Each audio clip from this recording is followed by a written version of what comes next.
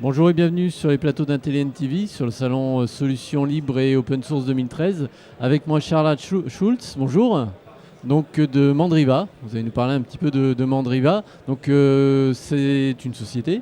Hein. Est-ce que vous pouvez nous raconter un petit peu son historique? C'est une société qui a un long passé, je crois, dans l'open source, le logiciel libre. Oui, puisque ça a été une des toutes premières distributions Linux. Donc Mandriva, à la base, dans son métier et au cœur de son métier, est un éditeur de distribution Linux. Alors effectivement, on a commencé en 1998, donc... voilà, ça ne rajeunit pas. Hein. Et donc on a eu plusieurs vies. Et aujourd'hui, donc Mandriva est une société effectivement française qui produit et développe des logiciels d'entreprise open source, dont effectivement une distribution Linux qui est en fait une offre serveur dédiée aux professionnels, Mandriva Business Server.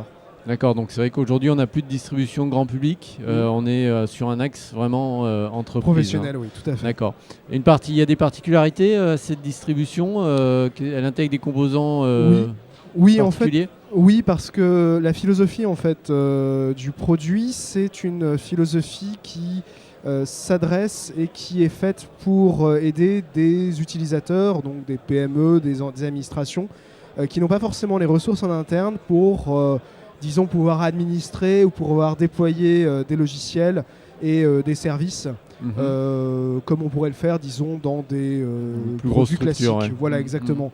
Et donc, de ce fait, c'est un produit qui se présente avec une interface qui est extrêmement intuitive, très jolie, et où on peut configurer, déployer ses services, ses bases de données, son serveur mail, son intranet, son site web, son serveur de messagerie, directement depuis une interface graphique. D'accord, donc c'est ce qui la différencie, je dirais, des distributions classiques serveurs, où malgré tout, il faut encore mettre un peu d'huile de coude, on va dire, dans le sujet. Il y a une partie, vous avez une offre aussi, je crois, sur le déploiement de logiciels. Oui, on a une offre qui s'appelle Pulse, voilà. qui là est une plateforme de gestion, donc de gestion de parc informatique, donc parc informatique hétérogène, mais aussi multisite. Et c'est quelque chose qui est en train réellement de monter en puissance chez nous, non seulement parce qu'on a énormément travaillé sur ce logiciel, qui est lui-même, on a commencé il y a quelques années, mais qui aujourd'hui est intrinsèquement modulaire. Donc, c'est-à-dire qu'aujourd'hui, on est capable d'intégrer GLPI, par exemple, pour l'inventaire, mais aussi Fusion Inventory, en réalité, comme ça. D'autres briques. Donc, on est capable d'intégrer des briques. Et de ce fait, on arrive à avoir une proposition de valeur qui est assez unique sur le marché, puisque ce qu'on est capable de faire, c'est pas forcément une chose précise à la fois, c'est pas non plus un logiciel, j'allais dire, qui coûte des mille et des cents, mais disons qu'on est un petit peu dans le juste milieu, en tout cas on essaie de trouver le juste milieu, et que là-dessus on a effectivement une offre et une richesse de par son intégration, sa modularité et ses performances qui est réellement intéressante. Très bien. Aujourd'hui, l'actualité chez Mandriva, c'est quoi? Alors aujourd'hui, l'actualité chez Mandriva, en fait, elle est multiple. On a donc effectivement publié notre offre serveur MBS en début d'année, au niveau de février.